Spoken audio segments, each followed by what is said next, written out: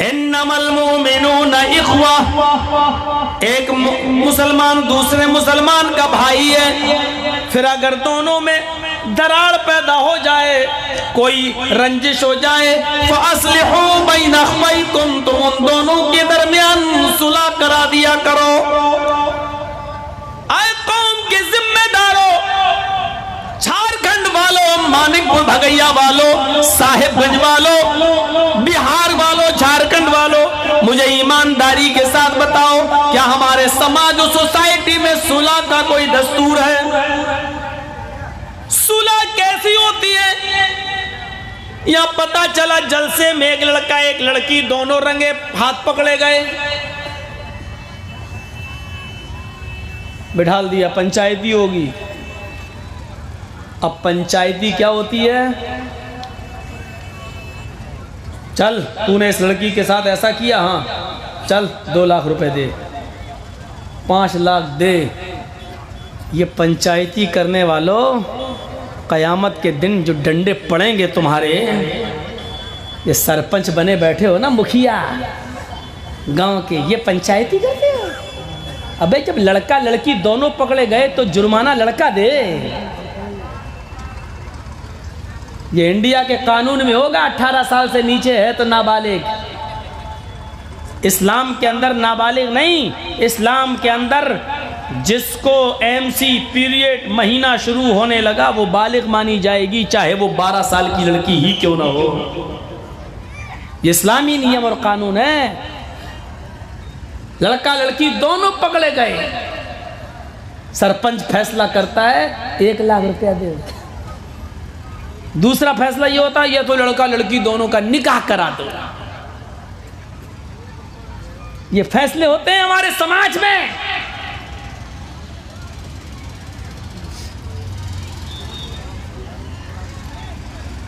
लड़का भी पकड़ा गया, लड़की भी पकड़ी गई, जबकि ऐसे कांड में लड़कियां जिम्मेदार ज्यादा होती हैं। सुन लीजिए, और फैसला करने वालों, तुम्हें बता रहा हूं, जब लड़का लड़की का केस हो तो लड़की का पक्ष जल्दी मत किया करो, क्योंकि अक्सर जुर्म पर उभारने वाली, बदकारी पर उभारने वाली लड़कियां होती हैं।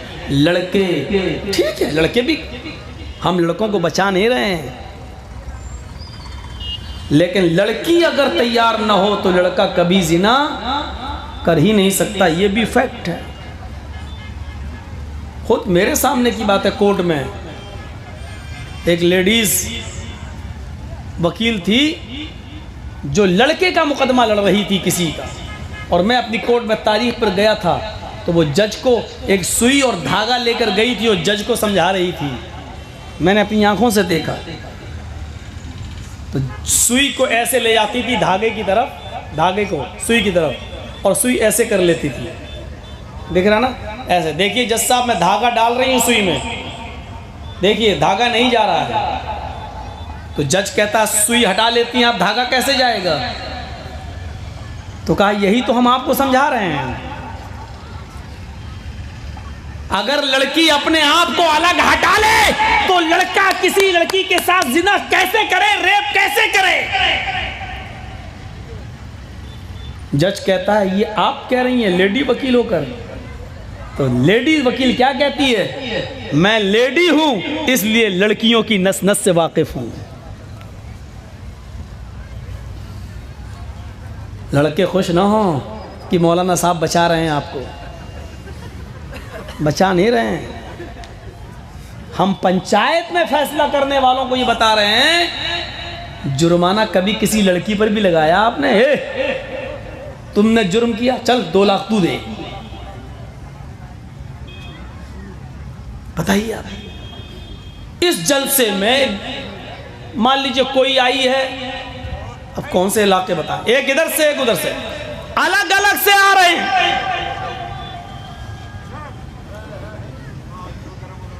अलग अलग से पकड़े 2 गए, जुर्माना 1 पर लगा रहे हैं आप। और जुर्माना मजबूरी क्या है हमारी?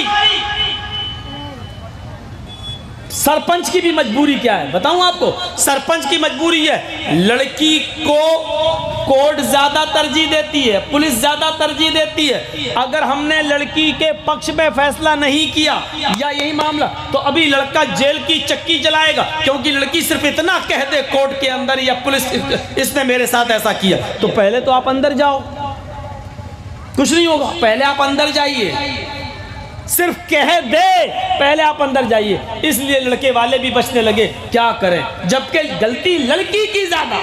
अब एक ही रास्ता है, शादी कर लो। इसलिए पंचायत भी अब झुकती है, क्या किया जाए।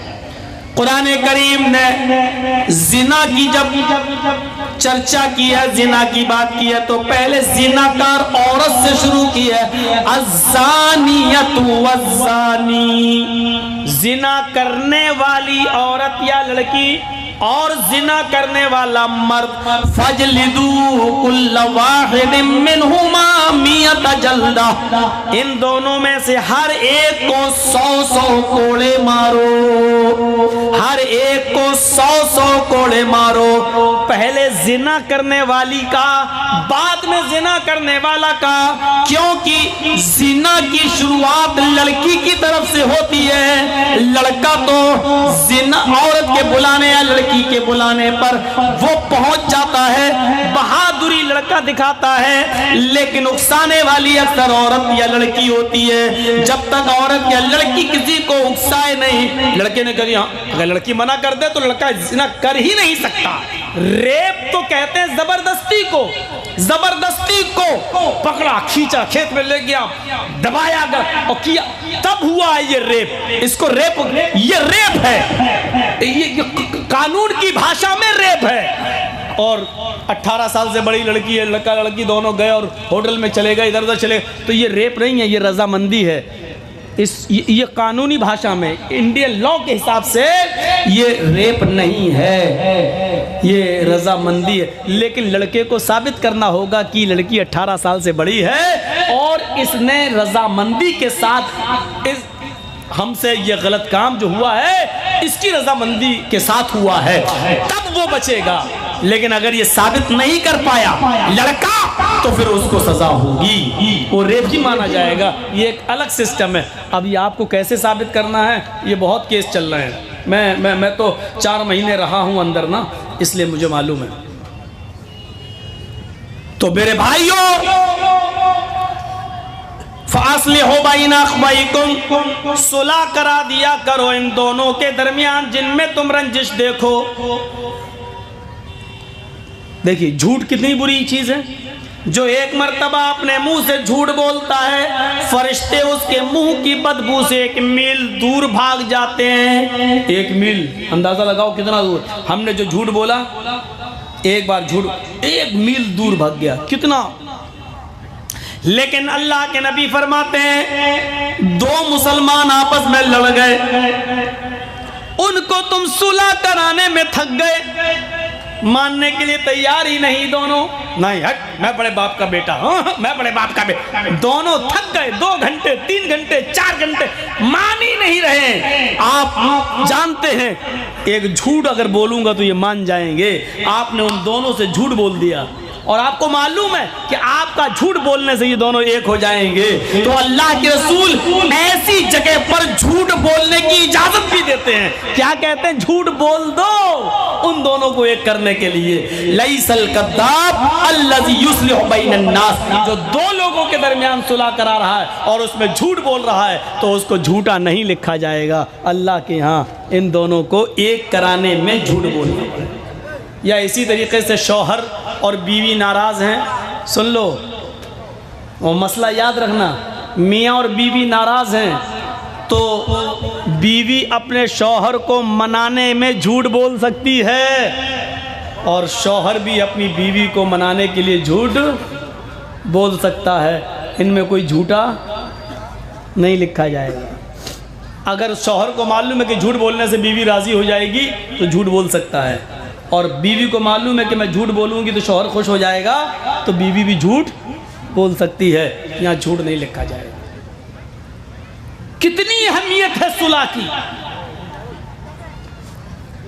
भाईचारे को जो चीजें खत्म करती हैं वो चीजें क्या हैं? आइए तरतीब से हम उन चीजों को बताते हैं, बहुत अच्छी तरह सुनिए।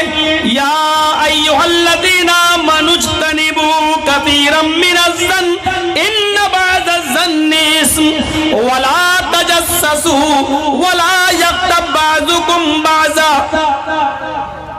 अयुहिब्बु अहदुकुम अन याकुला लहमा अख़ीहि मैतन फकरिहतुमूहु।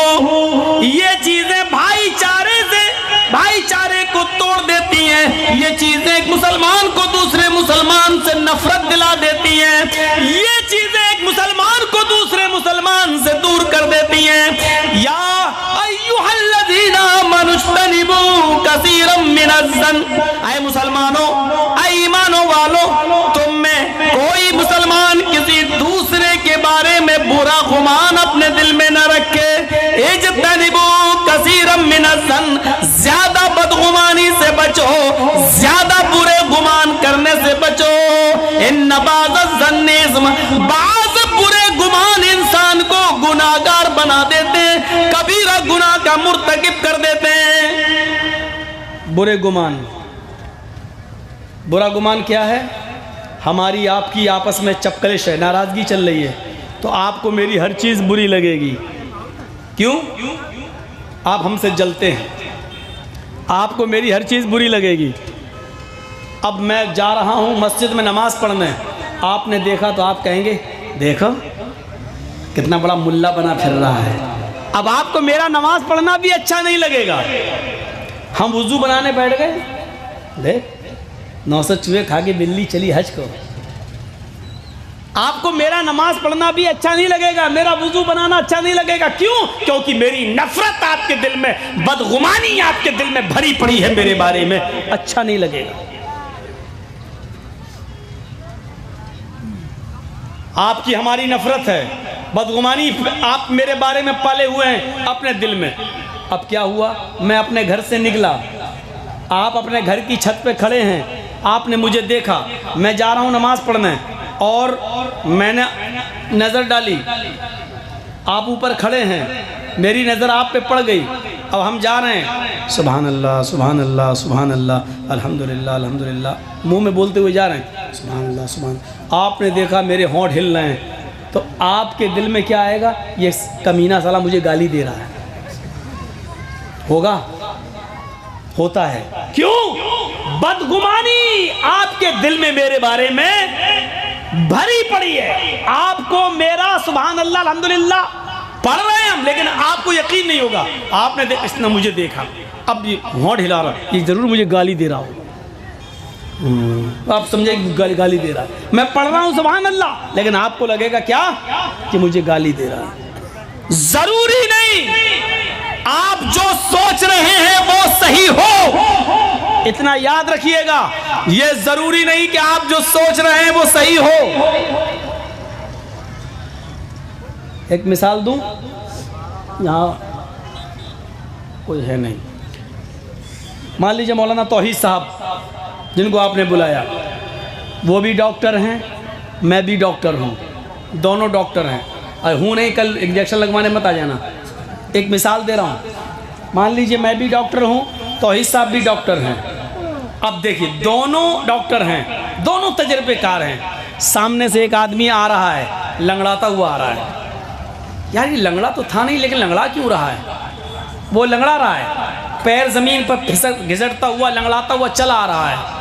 मैंने कहा तौहीद साहब जी, मैं डॉक्टर हूँ, मेरा तजर्बा कहता है इस आदमी के पैर में मोच आ गई है, पैर इसका मुड़ गया है, इसलिए ये जो चल रहा है ना, ये चाल मोच वाले की है। इसकी चाल बतला रही है कि इसके पैर में मोच है। तो इस साहब कहते हैं नहीं जर्जीत साहब, मैं भी डॉक्टर हूँ, मेरा तजर्बा कहता है कि इसकी रीढ़ की हड्डी में दर्द हो रहा है, इसलिए ये लंगड़ा के चल रहा है। देखिए मैंने अपने दिल में क्या गुमान किया? पैर में मोच। तौहीद साहब का गुमान क्या है? रीढ़ की हड्डी में दर्द। मैंने कहा मेरी बात गलत कैसे हो जाएगी? नहीं तौहीद साहब पैर में मोच। तौहीद साहब कहते नहीं रीढ़ की हड्डी में दर्द। मैंने कहा अगर मेरी बात गलत हुई तो 1000 रुपया मैं हार जाऊंगा, तुम ले लेना। तौहीद साहब ने उधर से कहा अगर रीढ़ की हड्डी में दर्द नहीं हुआ तो 1000 रुपये मैं हार जाऊंगा, तुम मुझसे ले लेना। 1000 रुपये की शर्त लग गई। इतने में वो आदमी करीब आया, क्यों लड़ रहे हैं आप दोनों? मैंने कहा इसलिए कि तुम्हारे पैर के में मोच आई है। हम कह रहे हैं पैर में मोच है, ये कह रहे हैं नहीं रीढ़ की हड्डी में दर्द है। हम लोगों ने 1000 रुपया शर्त लगा रखी है, अब तुम ही फैसला करो। उसने कहा जर्जी साहब आप भी रॉन्ग, तौहीद साहब आप भी रॉन्ग। आपने जो कहा है पैर में मोच वो भी गलत है। न तो मेरे पैर में मोच है तौहीद साहब, ना मेरी रीढ़ की हड्डी में दर्द है। मेरी तो चप्पल टूट गई थी इसलिए मैं फिसल फिसल के चल रहा था। देख रहे हैं हमने किसी के बारे में गुमान क्या पाला और हकीकत क्या निकली। एक इलाका है कटिहार, जानते ही हैं। आज से 8-10 साल पहले एक इलाका था कटिहार के बगल में इस्लामपुर, उधर प्रोग्राम था मेरा। तो मौलाना शमीम साहब हमको लेके जा रहे थे। शमीम साहब सुना है ना, फैजी, वो मुझे लेके जा रहे थे। तो कहने लगे यार सर्दी के दिन थे और हम लोग मोटरसाइकिल पे थे। तो हम लोगों ने जब सीधे कटिहार शहीद चौक पर आए तो हमने शमीम से कहा यार सर्दी लग रही है, कुछ चाय पी लो पहले, उसके बाद चलते हैं आगे बढ़ेंगे। कहने लगे आज 4-5-6 किलोमीटर रह गया है, चलो पी लेते हैं चाय। तो शहीद चौक पर जहाँ सिनेमा हॉल बना हुआ है उसी के सामने चाय बिक रही थी। हम लोग वहीं बैठ गए, चाय पीने लगे। अभी चाय लिए ही थे इतने में फिल्म छूट गई। 3 से 6 वाला शो, वो सब धड़ा धड़ धड़ निकलने लगे। तो उनमें से 1-2 आदमी इस्लामपुर के भी थे। फिल्म देख के निकले और जब फिल्म देख के निकले तो वो भी चाय की दुकान पे आ गए चाय पीने के चक्कर में। उन लोगों ने हमें देखा तो एक कहता है ये मौलाना जर्जीस लग रहे हैं, दूसरा कहता वही हैं, लग क्या रहे हैं। तो एक कहता मौलाना साहब आप। हमने कहा हाँ चाय पी रहे हैं। फिल्म की तरफ देख के ऐसा कैसी लगी पिक्चर? हमने कहा कौन सी पिक्चर? कहा ये फिल्म कैसी लगी? मैंने कहा कैसी लगी क्या कहना? कह रहे मौलाना साहब आप पिक्चर देख के तो निकले हैं। मैंने कहा बे पागल है क्या? हम लोग तो मौलाना शमीम हम लोग तो यहाँ बैठे चाय पी रहे। हाँ क्या मजाक कर रहे हैं? अरे मौलाना लोगों का भी दिल होता है यार, देख ले तो क्या हुआ, हम किसी से कह थोड़ी रहे। मैंने चुप पागल कहीं का। फिल्म छूटी आप यहाँ बैठे, अभी छूटी अभी चाय। मैंने कहा भाई नहीं देखी, वो मान नहीं रहा। मैंने कहा अच्छा बता कहाँ बैठा था मैं? बोला मुझे ये तो नहीं मालूम, लेकिन हम लोग तो नीचे थे, आप बालकनी में रहे होंगे।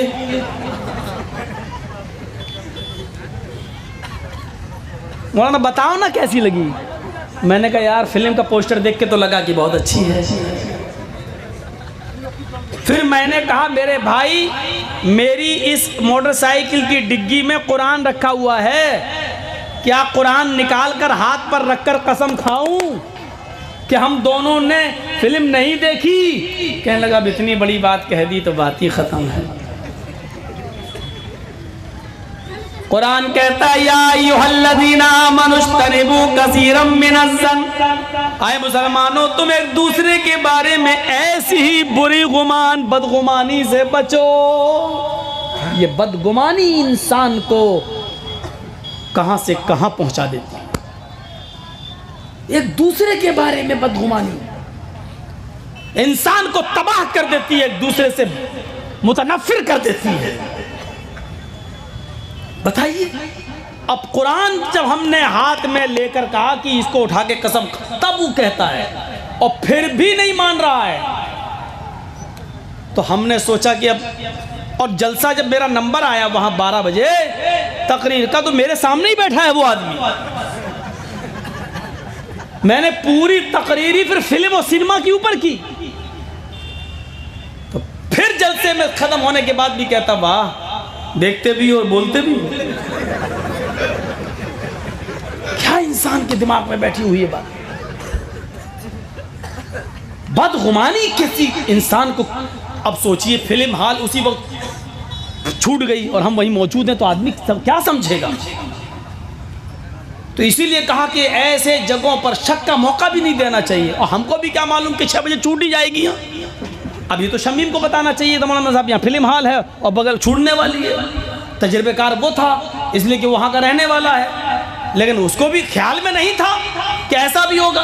हमने कहा ये बताइए कि फिल्म देखना तो शेरवानी पहन के टोपी लगा के कोई फिल्म देखेगा है? फिल्म देखना होगा तो पैंट पहनेगा, मुफलर उफलर से पहले दाढ़ी वाली छुपा लेगा तब ना जाएंगे।